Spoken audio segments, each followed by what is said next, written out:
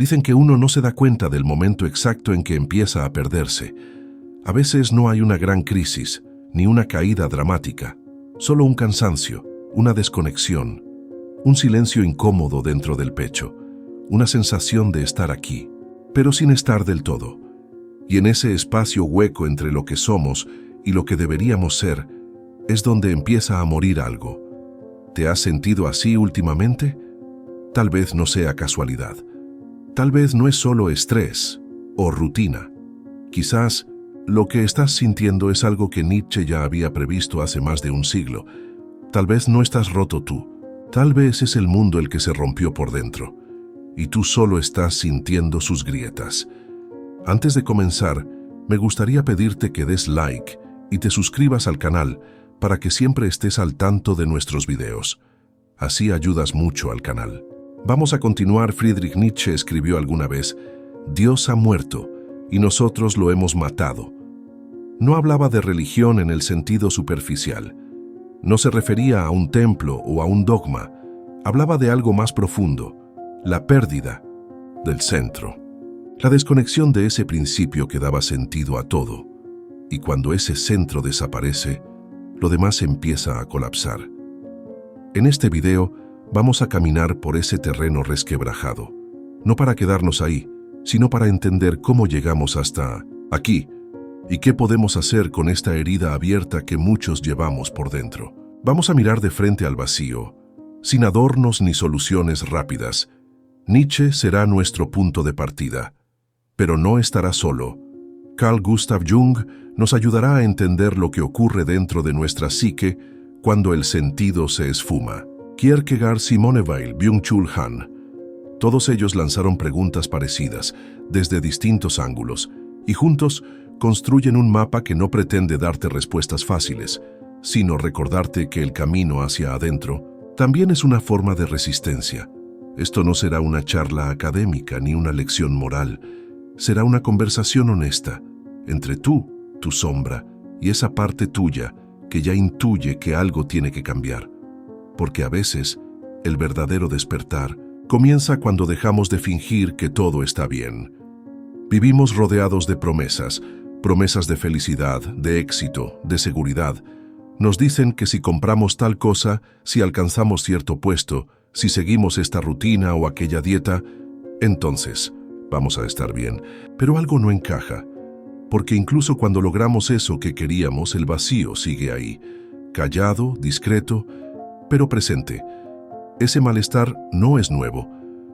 Friedrich Nietzsche lo anticipó en una época en la que aún se creía en el progreso como solución a todos los males. Cuando él escribió Dios ha muerto, no estaba celebrando nada. Estaba lanzando una advertencia. El ser humano había matado su punto de referencia más profundo, su eje espiritual, y lo había reemplazado con una fe ciega en la razón, la ciencia, la economía, pero sin alma. ¿Y qué pasa cuando eliminamos todo lo trascendente? Lo que queda es un abismo, y ese abismo nos mira. Nietzsche habló de este proceso como una crisis de valores. Ya no hay un norte, ya no sabemos qué está bien o qué está mal, más allá de la utilidad. Y en ese terreno movedizo florecen el cinismo, la indiferencia, la ansiedad. En Así habló Zaratustra escribe: el hombre es una cuerda tendida entre el animal y el superhombre, una cuerda sobre un abismo. Esa imagen lo dice todo. Estamos en tránsito. Pero un tránsito sin dirección es solo caos. Carl Gustav Jung retomó esta angustia desde la psicología profunda. Para él, cuando la cultura pierde sus símbolos sagrados, el alma entra en desorientación. La persona ya no sabe quién es ni qué propósito tiene. Y es entonces cuando aparecen las depresiones sin causa aparente, la ansiedad constante, esa sensación de estar vivo por inercia. Byung-Chul Han, filósofo contemporáneo, sostiene que vivimos en una sociedad del cansancio, no porque trabajemos más que nunca, sino porque ya no sabemos para qué lo hacemos. Hemos sustituido el silencio por productividad, la contemplación por eficiencia, el sentido por dopamina rápida. Todo esto tiene un costo. La espiritualidad se vuelve superficial, decorativa o desaparece por completo. Y cuando lo sagrado se borra de la experiencia. El ser humano se fragmenta. Podemos imaginar nuestra alma como un templo en ruinas. Aún quedan muros, columnas, restos de lo que alguna vez fue un lugar sagrado. Pero ya nadie entra. Ya nadie recuerda para qué servía. Lo hemos dejado cubierto de polvo, mientras afuera corremos en círculos. El gran problema es que sin ese templo interior no hay refugio. Y si no hay refugio, toda tormenta nos arrastra. Entonces, ¿qué hacemos?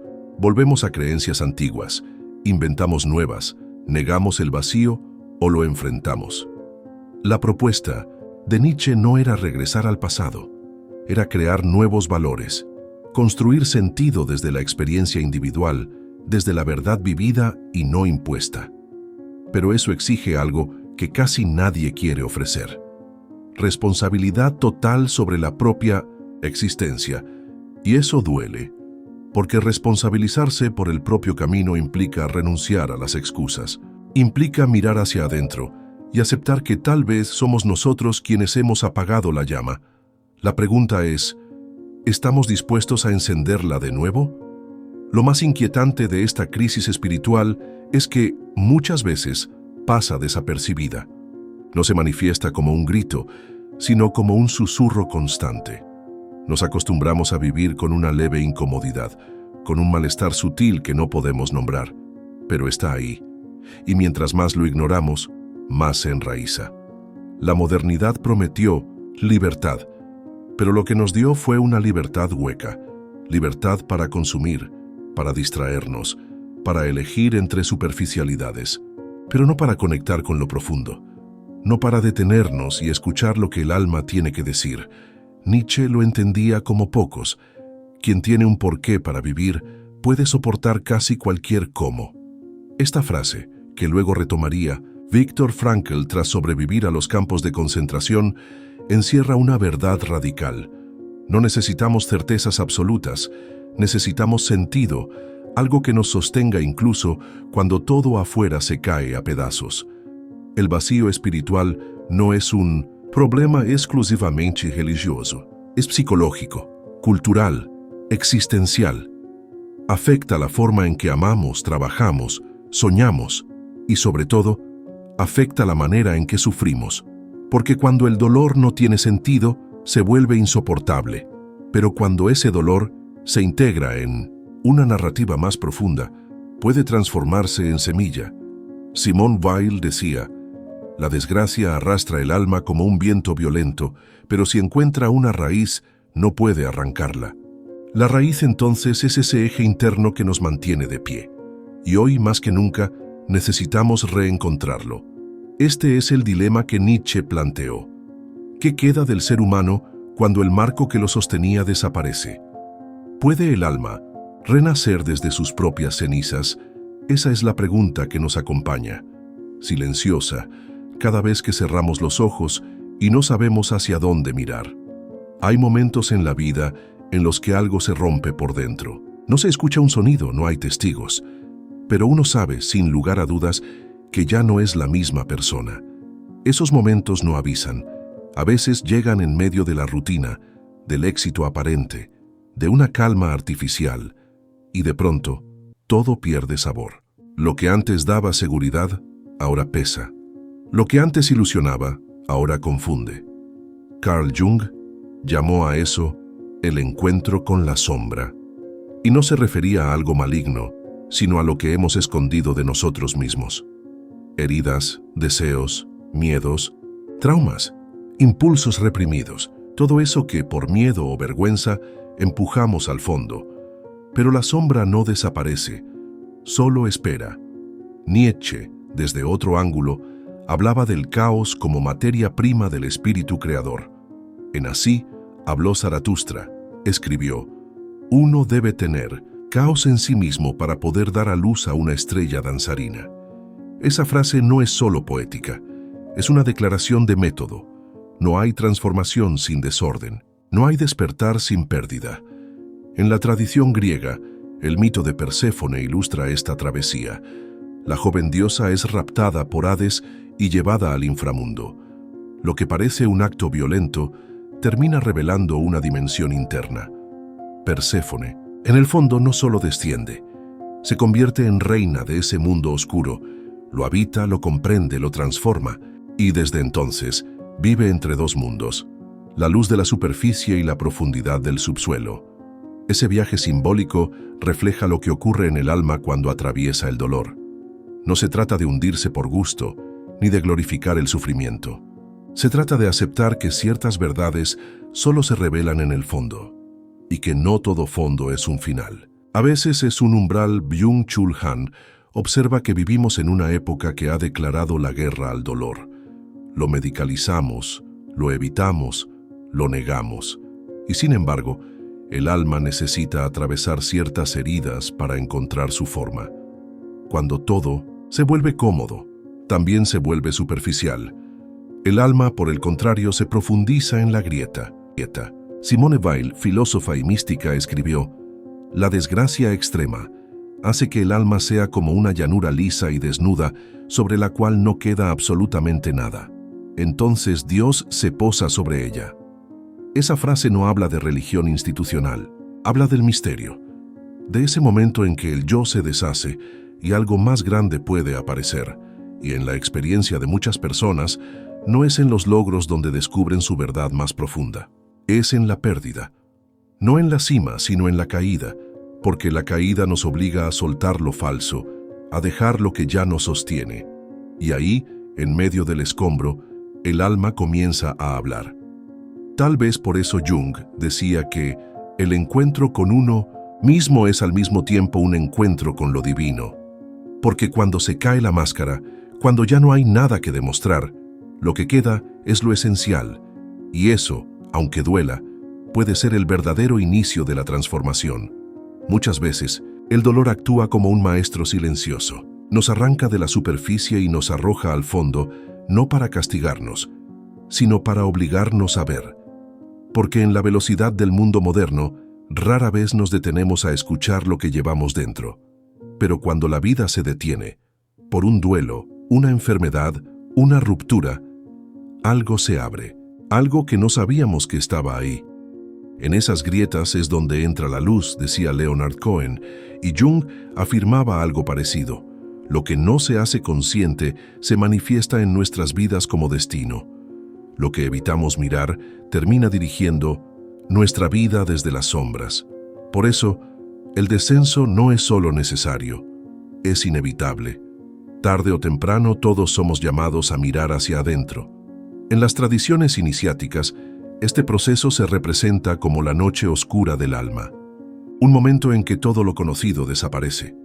No hay mapa, no hay consuelo, solo silencio. Pero es precisamente en ese silencio donde empieza a germinar la semilla del ser. No es una iluminación repentina, es un proceso lento, muchas veces doloroso pero profundamente real. El filósofo español María Zambrano lo expresó con precisión. Solo en el sufrimiento se puede llegar a la razón poética. Es decir, hay verdades que no se alcanzan con lógica ni con técnica, sino con el alma abierta, con el corazón roto. Y cuando eso ocurre, algo se ordena desde el caos. La caída, entonces, no es un error en el camino, es parte del camino, no es un desvío, es el inicio de una transformación que no podría ocurrir de otra forma, porque a veces, solo cuando todo se deshace, uno empieza realmente a nacer. Hablar de transformación en el sentido más profundo implica hablar de individuación, un concepto central en la obra de Carl Gustav Jung, que no se refiere al ego fortalecido, ni al éxito personal, ni al desarrollo de una identidad funcional. No, Jung se refiere a algo mucho más radical, el proceso por el cual una persona se convierte en quien realmente es, integrando todas sus partes, luz y sombra, masculino y femenino, lo consciente y lo inconsciente, en un solo eje vital.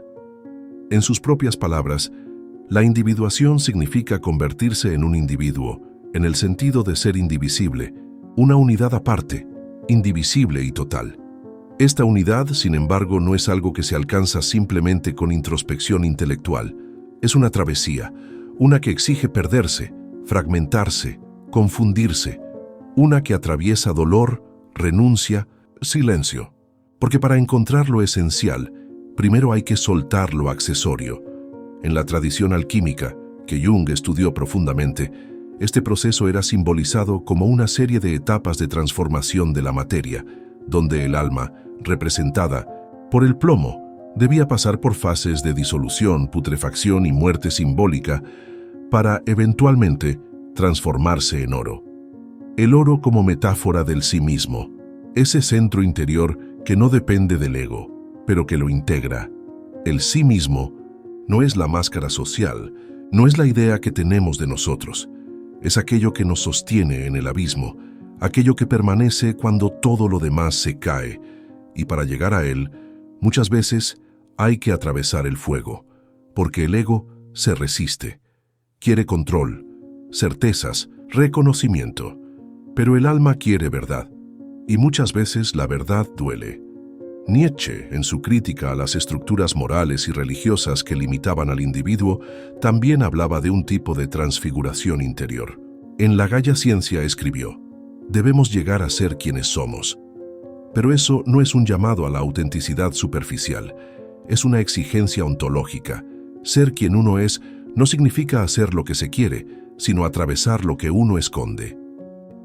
En ese sentido, Nietzsche y Jung coinciden más de lo que parece. Ambos reconocen que el camino hacia uno mismo no es un paseo, es una crisis, es un desprendimiento, es la pérdida de toda seguridad externa para construir una nueva raíz interna. Y eso no ocurre en el pensamiento, ocurre en la experiencia. El mito de Hércules enfrentando los 12 trabajos también puede leerse desde esta clave. Cada uno de sus desafíos representa una parte de la psique que debe ser conquistada, domada o comprendida. No es solo fuerza física, es transformación simbólica. Al final de su camino, Hércules no es el mismo. Ha integrado aspectos oscuros, ha cruzado umbrales, ha descendido incluso al Hades, y desde ahí ha vuelto. Ese retorno es esencial. Jung decía que el proceso de individuación es un camino espiral. No se trata de alejarse del mundo, sino de volver a él con otra conciencia. El objetivo no es iluminarse para escapar, sino para habitar, porque el alma no busca escapar de la realidad, sino transformarla desde dentro. Este proceso, sin embargo, es profundamente impopular en una cultura como la nuestra, obsesionada con la inmediatez. Queremos resultados, fórmulas, recompensas, pero el alma no funciona en esos términos. El alma pide tiempo, silencio, escucha y, sobre todo, pide verdad. Una verdad que muchas veces contradice nuestras ideas previas sobre quiénes somos. James Hillman, discípulo y crítico de Jung, escribió que el alma no busca curarse, sino expresarse. En su obra El Código del Alma, plantea que cada persona nace con una imagen interna, un daimon que nos guía, aunque a veces a través del conflicto o el sufrimiento. Esta visión refuerza la idea de que el propósito no es eliminar el malestar, sino entender lo que quiere decirnos. Ese daimon, esa voz interna, no suele hablar con claridad. Sus mensajes llegan a través de síntomas, sueños, accidentes, pérdidas. Lo que llamamos crisis es muchas veces una llamada a escuchar lo que hemos ignorado. Por eso, la individuación no es un lujo de quienes tienen tiempo para filosofar, sino una necesidad vital, porque cuando el alma no se realiza, enferma. El pensamiento mítico también lo expresa. En el Bhagavad Gita, Arjuna entra en una crisis profunda antes de la batalla. No quiere luchar, no entiende su papel, está paralizado. Y es entonces cuando Krishna le dice: cumple con tu deber porque tu deber es tu esencia. Ese deber no es moral ni social, sino ontológico. Es el llamado interno a ser lo que uno es, incluso si eso implica conflicto o ruptura. Individuarse es regresar al núcleo, no para sentirse especial, sino para volverse entero, no para dominar a los otros, sino para dejar de fragmentarse a uno mismo. Y eso, en una época donde todos quieren parecer, pero pocos quieren ser, es un acto profundamente espiritual. La individuación no es una meta, es una forma de caminar. Es, como dijo Jung, el más difícil de los logros y el que menos se comprende, pero también es el único que vale la pena. Cuando Nietzsche habló del superhombre, Übermensch, no se refería a un ser superior en términos de poder físico o intelectual, como muchos han malinterpretado. Se refería a aquel que ha trascendido las estructuras morales impuestas por la sociedad, la religión y la cultura, y que ha encontrado en sí mismo una nueva tabla de valores. No una tabla heredada, sino forjada en el fuego de su propia experiencia. En Así habló Zaratustra, Nietzsche escribe: el hombre es una cuerda tendida entre el animal y el superhombre, una cuerda sobre un abismo. Esta imagen es fundamental. No somos un fin, sino una transición, una posibilidad en proceso, y ese proceso implica riesgo, vértigo, caos, porque caminar sobre un abismo no es cómodo, pero es la única forma de avanzar hacia una existencia más auténtica.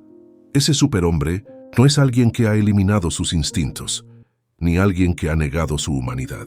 Todo lo contrario, es quien ha integrado sus opuestos, quien ha reconocido que en su interior conviven fuerzas contradictorias y ha aprendido a darles lugar sin ser dominado por ellas. En términos junguianos, sería alguien que ha enfrentado su sombra y la ha integrado, en vez de proyectarla sobre el mundo. Nietzsche hablaba de la necesidad de superar la moral del rebaño, esa moral basada en la obediencia, el miedo y la culpa. En cambio, proponía una moral afirmativa, vital, creadora, no como una fórmula, sino como un acto constante de renovación interior. En sus palabras, el superhombre es el sentido de la tierra. Que vuestra voluntad diga, el superhombre sea el sentido de la tierra. La clave está en esa expresión, el sentido de la tierra. Nietzsche no busca que escapemos hacia lo espiritual como negación del cuerpo o del mundo, sino que lo espiritual nazca de una afirmación radical de lo terreno. No es una trascendencia hacia lo alto, sino una profundidad que nace desde abajo, desde la carne, desde el deseo, desde el conflicto.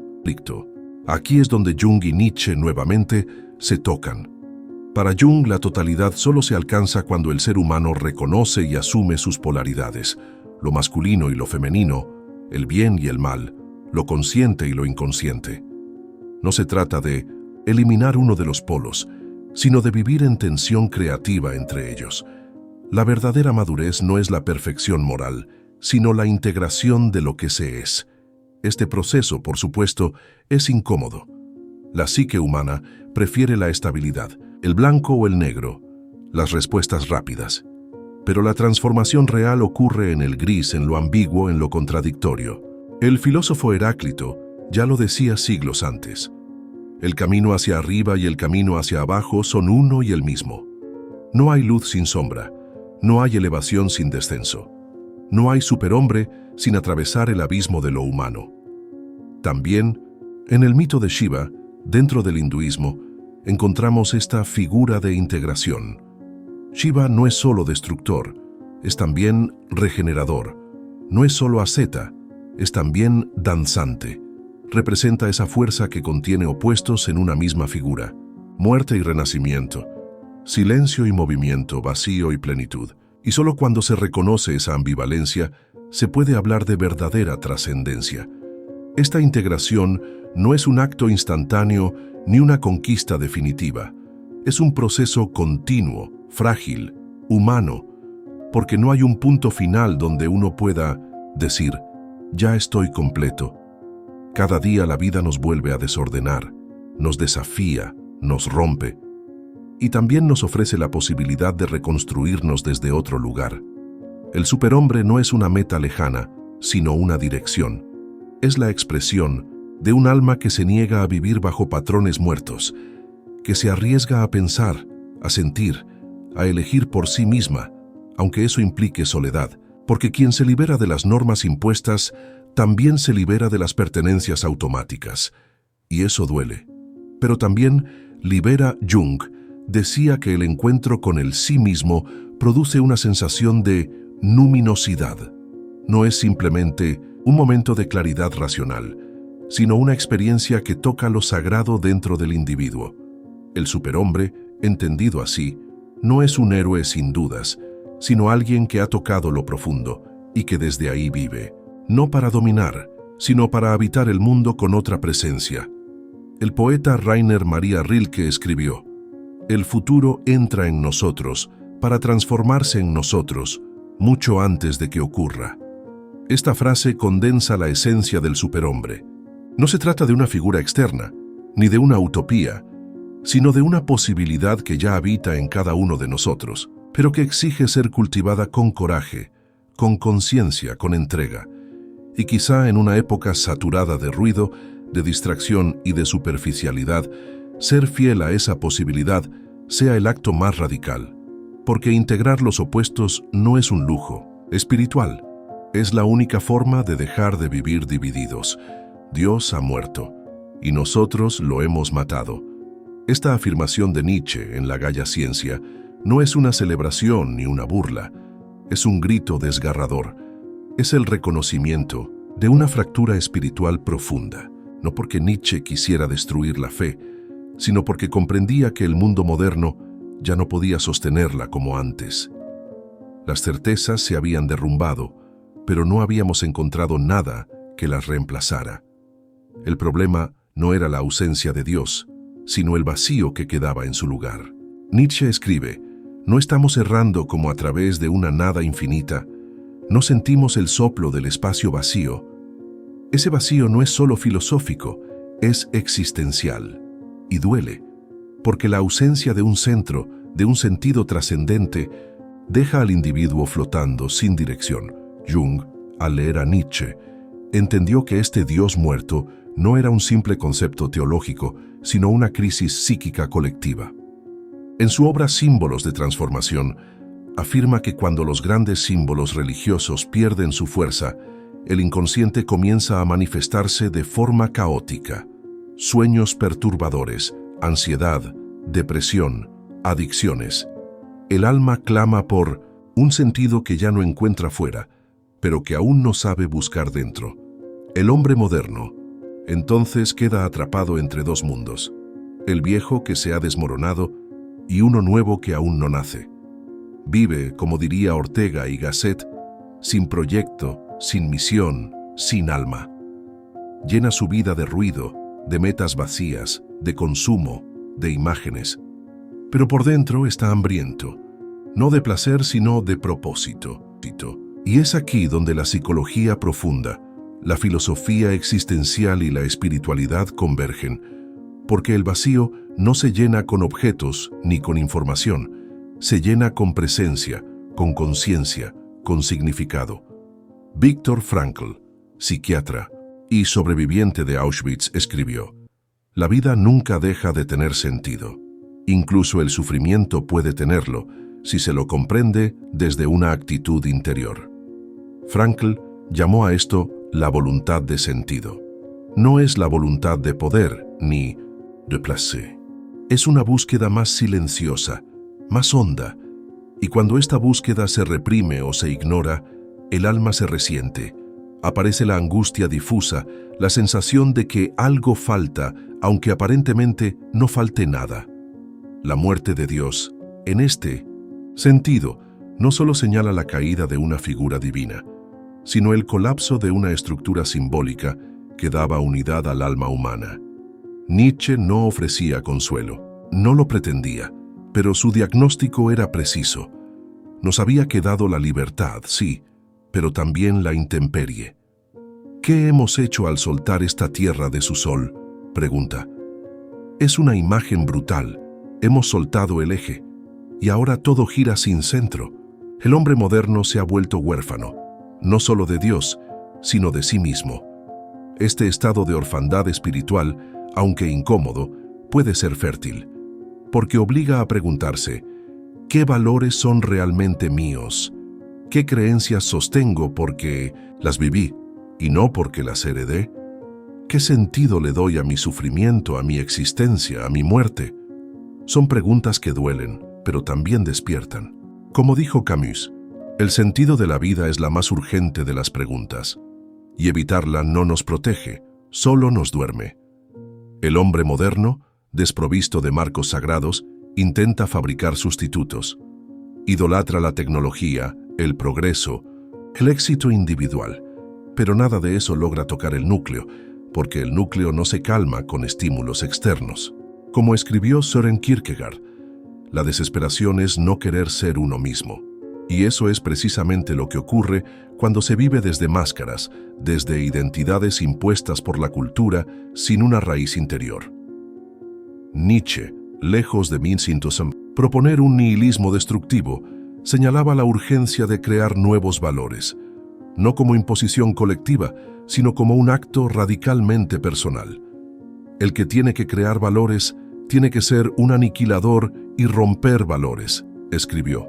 Es decir, destruir lo muerto no como fin, sino como condición para el nacimiento de lo vivo. Y Jung, desde la psicología, complementó esta visión. Afirmó que el alma humana necesita símbolos vivos, experiencias luminosas, encuentros reales con lo sagrado, no necesariamente religioso, pero sí profundo, interno, transformador. Cuando eso no ocurre, la psique se seca, pierde su eje, enferma.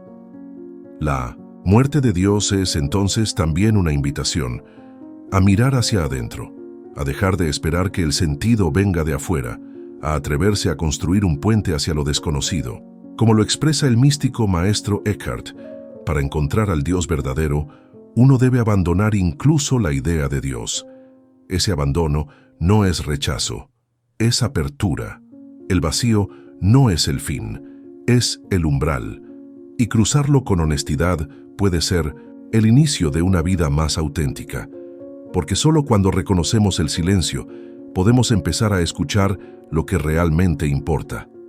Cuando Nietzsche habló de la voluntad de poder, no se refería al dominio sobre otros, ni a la tiranía o la ambición vulgar. Hablaba de una fuerza vital interna que empuja al ser humano a superar su condición presente, a expandirse, a afirmarse, a crear desde sí. Es un impulso que nace del fondo del ser, una energía que no se conforma con sobrevivir, sino que busca expresarse de forma auténtica. En Así habló Zaratustra, Nietzsche dice que es bueno todo lo que eleva en el hombre el sentimiento de poder, la voluntad de poder, el poder mismo. Este poder no es externo, no depende del estatus, del reconocimiento ni del aplauso. Es un poder silencioso, íntimo, el de quien se hace dueño de su vida, el de quien deja de imitar y empieza a crear. Carl Gustav Jung leyó esta idea con una mirada distinta. Para él, esa voluntad de poder podía ser comprendida como una expresión del proceso de individuación, el impulso del alma a realizar su totalidad. Jung escribió: el inconsciente quiere vivir contigo, no quiere ser despreciado, reprimido o negado, quiere expresarse en tu vida. Y ese deseo de integración es, en el fondo, poder psíquico que busca manifestarse. En este sentido, la voluntad de poder es también voluntad de ser, de no traicionarse, de dejar de vivir para agradar, para encajar, para cumplir expectativas externas. Es un acto de sinceridad radical. El alma no busca comodidad, busca sentido, y ese sentido no se hereda, ni se copia, se conquista. Cuando el individuo se desconecta de este impulso, empieza a vivir una vida prestada. Adopta valores ajenos, metas impuestas, sueños que no le pertenecen. Y con el tiempo, esa desconexión se vuelve sufrimiento, porque algo dentro de sí sabe que está postergando su verdad. Nietzsche llamó a eso el último hombre, una figura que evita el dolor, que busca solo placer, que no arriesga, que no crea, un ser que se ha anestesiado. La voluntad de poder, cuando es reprimida, se vuelve destructiva, se manifiesta como agresividad, control, adicción al rendimiento, necesidad de aprobación, pero cuando se reconoce y se integra, se transforma en guía interior. Ya no empuja hacia la competencia con otros, sino hacia la realización del propio camino, hacia una vida vivida desde adentro.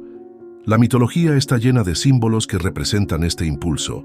Prometeo, por ejemplo, roba el fuego a los dioses para dárselo a los hombres, no por rebeldía vacía, sino por compasión y valentía.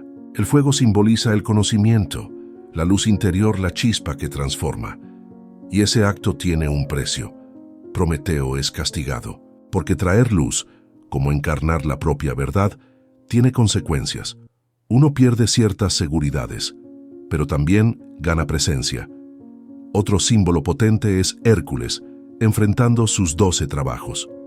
Cada prueba representa un aspecto de la sombra que debe ser confrontado, y al hacerlo no solo gana fuerza, gana claridad, porque el poder verdadero no nace de evitar los desafíos, sino de atravesarlos con conciencia. Jung afirmaba que el camino hacia la individuación está lleno de obstáculos, precisamente porque toca fibras profundas. No se trata de volverse especial ni perfecto, sino de volverse uno mismo, de integrar lo que se ha rechazado, de abrazar lo que duele, de dejar de huir. La voluntad de poder, entonces, no es una imposición sobre el mundo, sino una afirmación de lo que uno es en lo más profundo. Es la energía que mueve al alma cuando decide dejar de esconderse, cuando se atreve a mirar sus heridas no como fallas, sino como parte de su historia sagrada. El sufrimiento deja de ser enemigo, se convierte en mensajero. Nietzsche dijo: debes estar orgulloso de tu enemigo. Entonces el éxito de tu enemigo será también tu éxito. En esta frase hay una clave psicológica profunda. Lo que resistes en el otro, lo que proyectas, muchas veces es una parte no aceptada de ti mismo. La voluntad de poder nos impulsa a dejar de culpar afuera y a tomar responsabilidad, a dejar de actuar como víctimas del destino y a convertirnos en co-creadores de sentido. Jung, en su análisis de Nietzsche, observó que Zaratustra era en parte la proyección del sí mismo, esa totalidad psíquica que incluye lo consciente y lo inconsciente. No es el ego el que realiza la individuación, sino una fuerza más profunda, que a veces se manifiesta como caos, otras como intuición y otras como dolor, pero siempre, siempre empuja hacia la verdad. El alma humana no quiere éxito ni aplausos, quiere integridad, quiere coherencia, quiere vivir en sintonía consigo misma. La voluntad de poder no busca dominar el mundo, sino conquistar el alma, y en esa conquista cada decisión cuenta, cada renuncia, cada afirmación, cada silencio. ¿Cómo? Escribió Nietzsche: conviértete en quien eres. No hay tarea más ardua, pero tampoco hay otra más necesaria. Lo que hemos recorrido hasta ahora no es solo un análisis filosófico, ni una revisión psicológica de las ideas de Nietzsche. Es una invitación a mirar hacia adentro, a enfrentar con honestidad las preguntas que tal vez hemos postergado. ¿Qué sentido tiene todo esto? ¿Estoy viviendo mi vida o la de otro? ¿Dónde está mi voluntad de ser? ¿Y qué hago con este vacío que a veces parece tragarse todo? Nietzsche, al proclamar la muerte de Dios, no proponía un nihilismo estéril. Lo que hacía era poner el dedo en la herida abierta del espíritu moderno, la pérdida de sentido, la desconexión con lo sagrado, el colapso de valores que ya no sostienen nuestra existencia. En sus palabras, no hay simple destrucción, hay también una exigencia ética, reconstruir desde dentro lo que se ha derrumbado afuera. El desierto crece, ay de aquel que alberga desiertos dentro de sí. Esta advertencia nietzscheana no habla de geografía, sino del alma. Un alma vacía, un alma anestesiada por el consumo, por la velocidad, por la comodidad superficial, es un terreno árido en el que nada florece. Y, sin embargo, ese desierto puede ser también el escenario del renacimiento. Como en las antiguas travesías espirituales, el paso por el desierto precede la visión. Jung lo comprendió con una sensibilidad profunda. Donde Nietzsche señalaba el abismo, él buscó puentes. Donde había caos, buscó arquetipos. Para Jung, la individuación era el viaje más importante que un ser humano podía hacer. No hacia afuera, no hacia el éxito, sino hacia la integración del sí mismo, es decir, hacia la totalidad interior. Ambos sabían que este camino no era para cobardes, que implicaba perder seguridades, romper con las máscaras, dejar de buscar refugios externos. Nietzsche exigía que cada uno se convirtiera en poeta de su propia vida, en creador de valores, en quien se atreve a vivir sin redes. Jung, por su parte, ofrecía una brújula simbólica. El inconsciente no es enemigo, es guía. La sombra no es maldad pura, es parte negada del alma que espera ser redimida. Cuando el individuo comienza a reconciliarse con su sombra, empieza a escuchar lo que siempre estuvo allí. Descubre que su rabia es también fuerza, que su tristeza es profundidad, que su miedo es sensibilidad y que su soledad es muchas veces el portal hacia una conexión más real con lo divino, no con un Dios externo que dicta mandamientos, sino con una presencia interna que da dirección, que ilumina desde adentro. Esa es la integración de la que hablamos. No la paz perfecta ni el equilibrio constante, sino una forma más honesta de habitarse. Una vida que no se define por lo que se posee, sino por lo que se comprende, por el modo en que uno atraviesa su dolor, en que elige responder al caos, en que transforma su herida en lenguaje. Y aquí aparece una verdad incómoda. No todos quieren esta libertad, porque ser libre, en el sentido que Nietzsche lo plantea, no es hacer lo que uno quiera, es asumir el peso de la existencia sin delegarla. Es vivir sin dogmas, pero con responsabilidad. Es amar la vida no por lo que promete, sino por lo que es, con todo su absurdo. El eterno retorno, esa imagen misteriosa que Nietzsche desarrolló, no es solo un juego mental, es una prueba ética. ¿Y si tuvieras que vivir esta vida una y otra vez, exactamente igual por toda la eternidad? ¿La aceptarías? ¿O desearías que todo se borrara? Esta pregunta no busca torturarte, busca despertar conciencia, porque solo cuando uno vive de forma que podría repetirla eternamente, empiezas a habitar su vida con presencia real. Jung, desde su mirada, complementa esta visión con profundidad espiritual. Él entendía que el alma no evoluciona por acumulación de conocimiento, sino por transformación interior, que no basta con entender las teorías, hay que encarnarlas, que los símbolos no son adornos intelectuales, sino claves vivas que nos guían cuando la razón no alcanza. Por eso, la integración no es algo que se logra de una vez, es un proceso constante, espiralado. A veces se avanza, a veces se cae, a veces se ilumina una parte y otra queda en sombra. Pero cada paso en este camino nos acerca a algo más real, más esencial, a un modo de estar en el mundo que no necesita máscaras. Y aquí llegamos a una síntesis que no intenta cerrar nada, sino abrir un horizonte. Nietzsche tenía razón sobre muchas cosas del mundo moderno. Vio con claridad lo que muchos se negaban. Pero también dejó un vacío que Jung y otros supieron habitar, un vacío que no se llena con respuestas, sino con presencia, con escucha, con valor para mirar hacia adentro. La crisis espiritual del presente no se resuelve con nuevas ideologías ni con promesas de salvación externa. Se resuelve, si es que puede decirse así, con una decisión íntima, la de dejar de huir de uno mismo, la de aceptar el sufrimiento como parte del camino, la de hacer de la vida una obra en la que el alma tenga lugar. Nietzsche escribió: el hombre es una cuerda tendida entre el animal y el superhombre. Esa cuerda es frágil. Caminarla exige equilibrio, paciencia, claridad, pero también fe. No en un sistema, no en un dogma, sino en la vida misma, en su capacidad de renovarse desde lo más oscuro, en el alma que, a pesar de todo, sigue buscando. Entonces, si todo callara por un momento, si el ruido se apagara, si no existieran más exigencias, ni comparaciones ni metas ajenas, ¿qué diría tu alma? ¿Qué palabra brotaría desde ese lugar que rara vez escuchas? Quizá diría que está cansada, o que ha esperado demasiado tiempo para ser tomada en serio. Tal vez te hablaría de un sueño que abandonaste, o de una herida que aún sangra, pero que no has querido mirar. O simplemente te pediría algo esencial, que seas honesto contigo, que te atrevas a vivir desde ti y no desde lo que esperan los demás. Nietzsche no quería crear seguidores, quería despertar espíritus, provocar movimiento donde había estancamiento.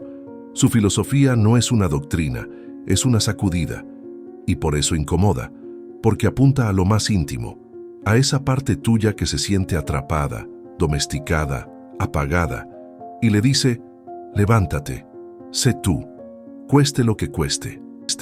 Pero no se trata de rebelarse por rebeldía, no se trata de rechazarlo todo sin ofrecer nada, se trata de profundidad, de autenticidad, de elegir conscientemente qué tipo de ser humano vas a ser, sabiendo que esa decisión se renueva a diario. En cada acto, en cada silencio, en cada relación, Jung nos recordó que ese proceso no es lineal, que no siempre se avanza, que a veces es necesario retroceder, romperse, detenerse, pero que incluso en esas pausas el alma trabaja, a su ritmo, a su modo, con símbolos, con sueños, con sombras.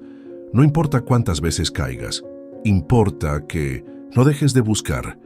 Y buscar en este contexto no es una ansiedad sin rumbo, es una disposición, un estado del ser. Es decirle a la vida: estoy aquí, no entiendo todo, no tengo certezas, pero quiero vivir con sentido. Y entonces algo cambia, no fuera, sino dentro. Una nueva mirada, una nueva raíz. El dolor, la confusión, la soledad, ya no son enemigos, son partes del camino. El alma no quiere que las cosas salgan bien, quiere que sean verdaderas, que lo que vivas tenga carne y no solo apariencia, que tus palabras y tus actos hablen el mismo idioma, que la sombra no sea negada, sino comprendida. Y tal vez ese sea el mayor acto de revolución espiritual en este tiempo: ser uno mismo, no como consigna superficial, sino como un trabajo profundo, a veces solitario, pero siempre transformador. Porque cuando una persona se atreve a ser ella misma, abre camino para que otros también lo sean. Y ese eco, ese gesto silencioso, puede cambiar más que 1000 discursos.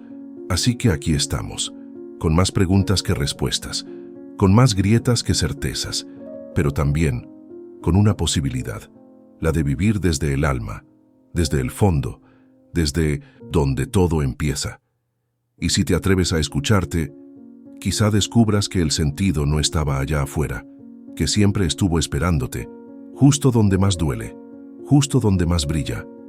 Gracias por acompañarnos hasta aquí. No olvides dejar tu like y suscribirte al canal para más videos que inviten a reflexionar. Hasta el próximo encuentro.